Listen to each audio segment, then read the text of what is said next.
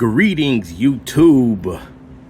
So today we are taking a look at another Mafex figure. This is the Steel Return of Superman action figure from Mafex MediCom Toys. And this is John Henry Irons in his armor from the Return of Superman storyline in the comic books. So quick look at the box here. You got the front looking awesome. You can see Steel in his plastic prison. You have the top with the Superman logo. Some cool artwork or pictures of Steel on the two sides, and then on the back you have the promotional shots with Steel doing all the stuff that he can do. All right, so one thing I think you have to know when you're getting a Mafex comic book figure is that they really try to stick to the source material, it seems. And if the comic book, the source material that they are taking from was coming from the 90s, which this one is, it's going to be exaggerated. So some of the stuff that they did with him, it looks exactly like the comic book art, which I'll put up here in a second. And that explains some of the weirdness. So let's have a look at Mr. Steel here. So as far as sculpt and paint and everything else, he looks marvelous. This is a very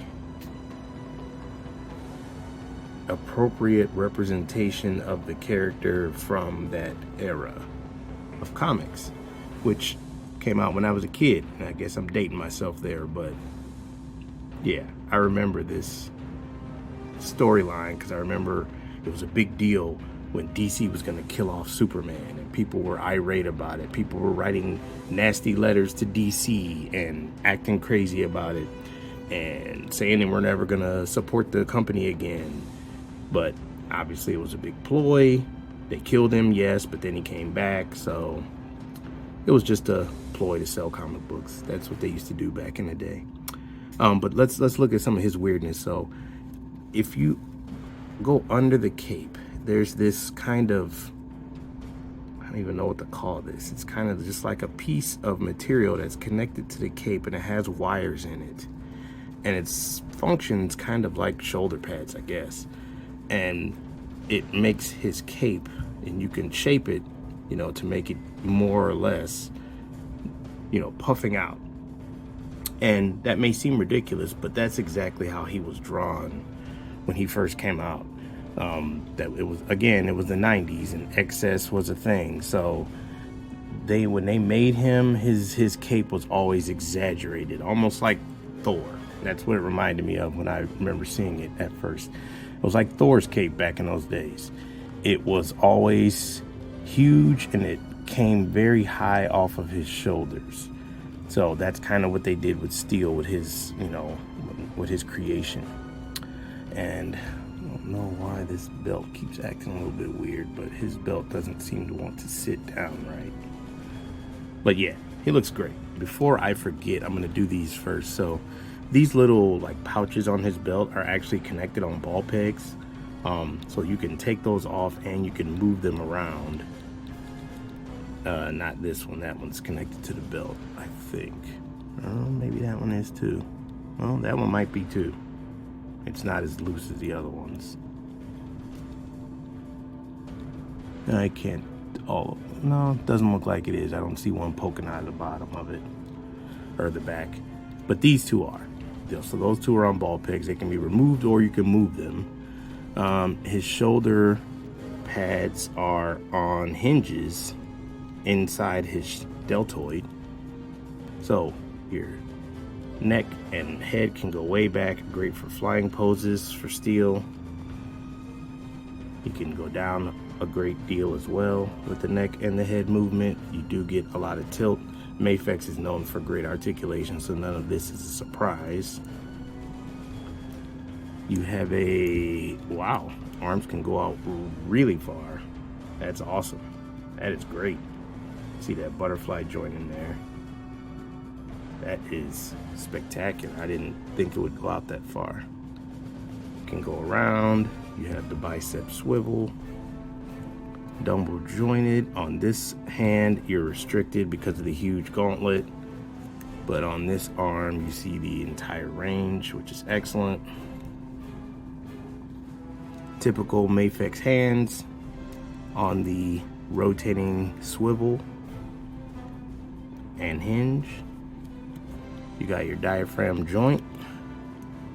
Can go back a decent amount and can go forward a very good amount, and then you also get bald peg at the waist. So wow, that's great considering it's a dude in armor, although his armor isn't really armorish, it's more like skin. Legs can go out decently far,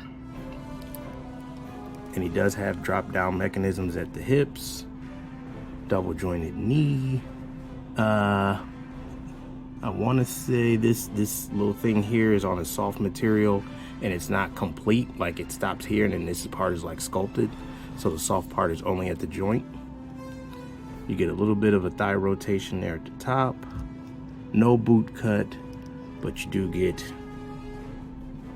good foot movement, back and forth, toe articulation.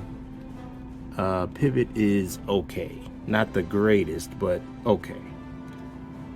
And I believe that is it, right? So yes, just as we've come to expect with a Mafex figure, the articulation setup is great. Okay, so first let's have a look at the hand assortment. You get 2 fists. He comes with, wait a minute. Oh wait a minute. These are actually open hands for his hammer. I was about to say he came with fists. But you get these. You get some open hands. You get some, looks to be like flying hands maybe, or relaxed hands. And then some kind of bent open hands. You get 2 head sculpts. You get the yelling head, and then you get the gritting of the teeth head. If I'm honest, I would have liked an inclusion of a unmasked head, but no such luck.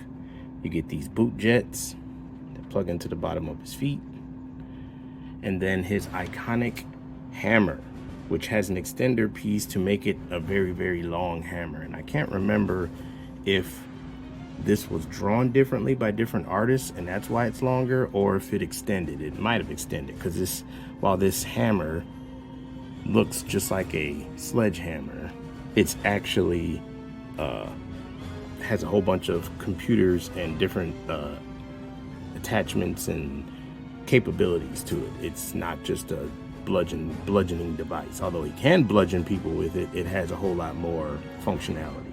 Okay, so looks like I think I solved the problem with the belt.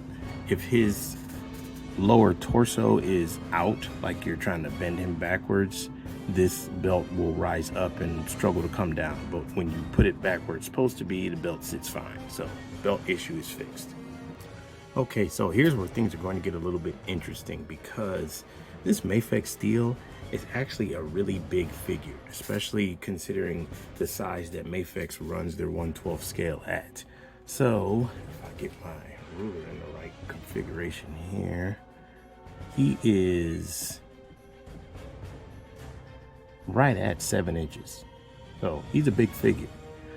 And I do actually have another steel figure. This is a DCUC steel figure. Very well done. This thing still holds up. It's obviously not as articulated, but aesthetic wise and all the details and stuff they put into him, some of that stuff I actually wish was on this one, but DCUC and then steel from Mafex. All right, so as far as lines I collect, I do not collect McFarlane as a whole, but I do pick and choose certain figures. So this is a McFarlane Martian Manhunter, and as you can see, he's about the same height as Steel here. And then here's a McFarlane Joker, who is probably too tall for this, but McFarlane stuff, it runs kind of weird sometimes with his scaling. But if you are looking for a steel for your McFarlane collection, this might work for you. Okay, moving into the Mafex line, Superman from Hush and then Batman from Hush, and he's big. He's very big compared to them. Now I checked online. Steel is listed at 6 foot 7 inches tall, and I don't know if that's in armor or without armor, but that's what he's listed at. So he's supposed to be tall.